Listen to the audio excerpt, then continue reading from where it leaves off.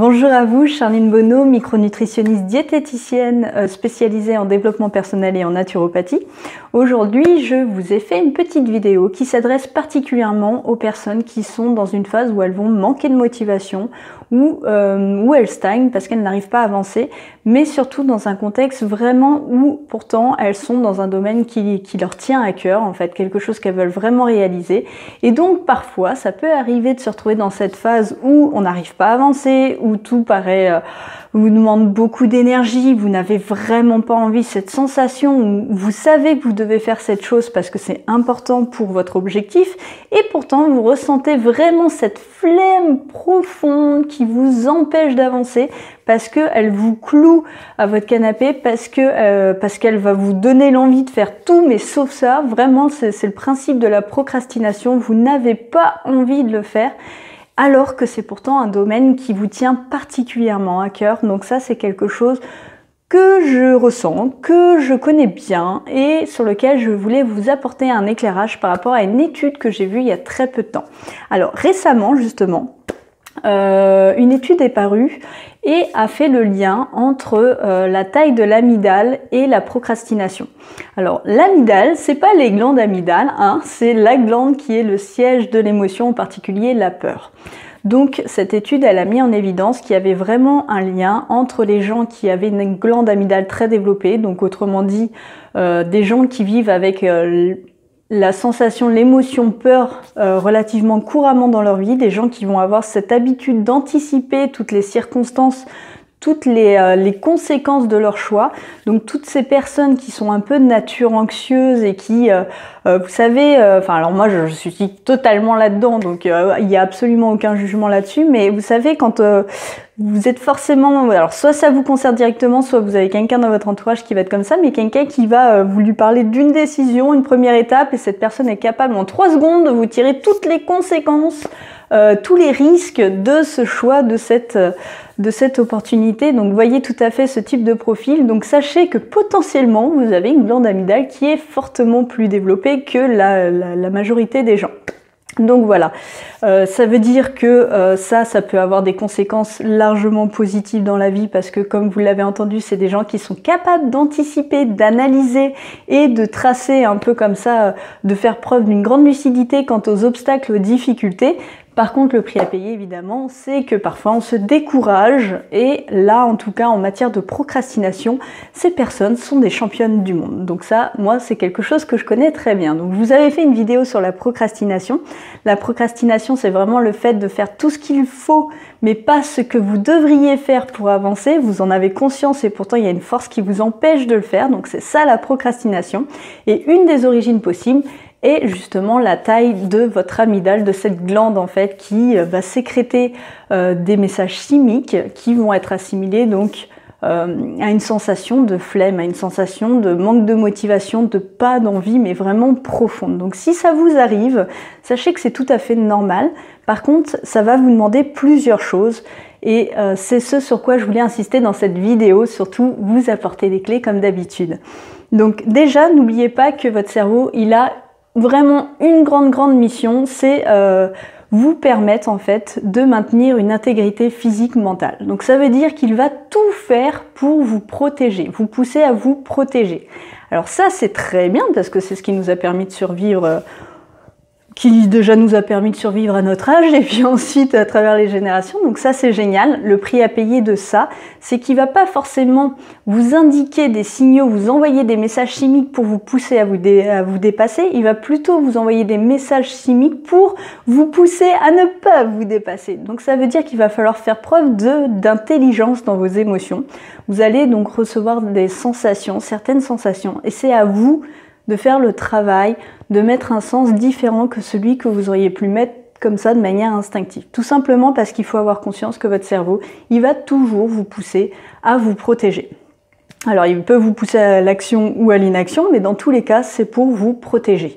Donc ça veut dire mettre de l'intelligence. Et ça veut dire donc prêter attention à sa sensation et puis se poser un certain nombre de questions que je vais vous donner maintenant pour vous aider à distinguer justement cette sensation de peur de la sensation de vous sentez qu'effectivement vous n'êtes pas très motivé. Parce que si vous avez des choses à faire et que vous n'êtes pas motivé, ça se peut. Alors soit il va vous falloir travailler sur le sens que vous allez mettre derrière cette action, comment vous pouvez relier ça à un enjeu qui est très important. Soit ça veut dire qu'il y a un enjeu et que vous avez peur et que votre corps va vous envoyer un message pour surtout vous empêcher d'agir. Donc la flemme, le manque d'envie, le manque de motivation, ça c'est parfait pour vous empêcher d'agir.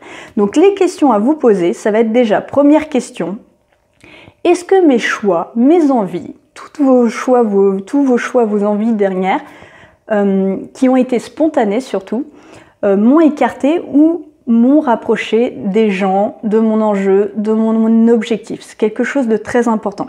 Là, je vous parle de ça parce que j'ai eu une consultation dernièrement avec une personne qui me disait « Ah non, mais moi, naturellement, j'aime pas les autres, je préfère rester chez moi, je préfère... » Alors, c'était une étudiante, donc je préfère ne pas sortir. Non, vraiment, ça m'intéresse pas.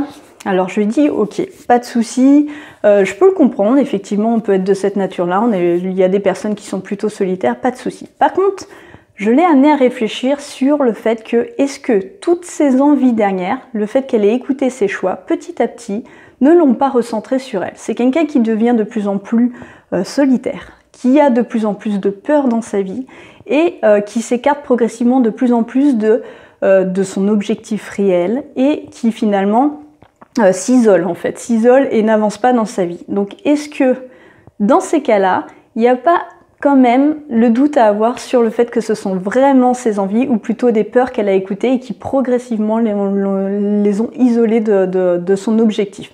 Donc très important parce que si vous avez bien regardé ma vidéo sur les peurs, vous avez compris que plus on écoute ses peurs et plus elles grandissent. Ça c'est obligatoire. Donc là vous en avez un exemple par rapport à ma petite patiente qui a écouté ses peurs, qui progressivement en pensant que c'était ses envies, en pensant écarter des choses qui ne lui faisaient pas envie, a finalement n'a fait qu'écouter ses peurs et se retrouve aujourd'hui isolée dans un tout petit espace de vie comme ça, où elle peut vraiment plus en sortir. C'est de pire en pire et le problème c'est qu'à un moment on finit par étouffer dans cette situation et tout fait peur parce que ça fait longtemps qu'on n'a pas pris l'habitude de se confronter à ces peurs. Donc attention à ça, soyez vigilants à savoir si vos choix petit à petit vous isolent ou vous permettent de vous rapprocher de vos objectifs. Est-ce que vous avez la sensation d'être de plus en plus heureux? Est-ce que vous avez la sensation d'être fier de vous? Est-ce que vous avez l'impression de progresser? Donc ça, c'est des questions très importantes pour savoir si vous avez écouté ou pas vos peurs depuis quelque temps. Deuxième question. Est-ce que j'ai l'impression que mes peurs progressent? Est-ce que vous avez justement la sensation que de plus en plus vous avez peur des autres? De plus en plus vous êtes mal à l'aise dans des situations de foule?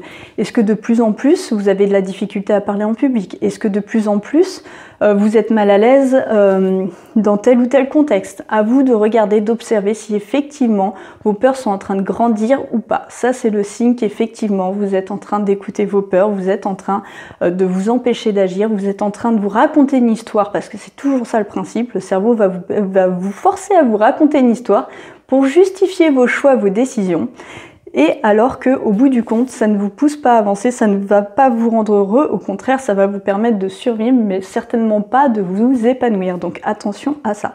Troisième question, est-ce que ce manque de motivation, cette flemme concerne un domaine qui normalement aurait dû vous motiver?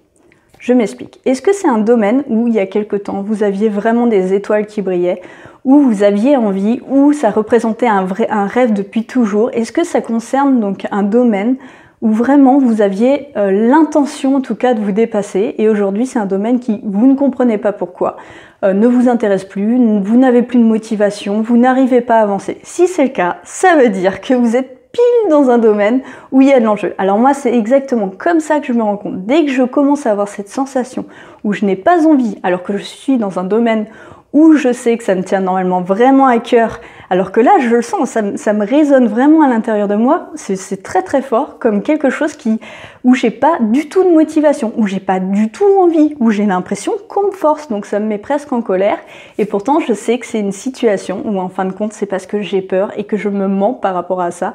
Je me raconte une histoire pour me protéger, et au bout du compte, je n'avance pas sur mes rêves. Et c'est de pire en pire quand je commence à écouter mes peurs et que je me protège progressivement, je me rends compte que cette sensation de flemme, elle grandit. Donc ça, c'est vraiment pour moi des indicateurs qui sont très importants.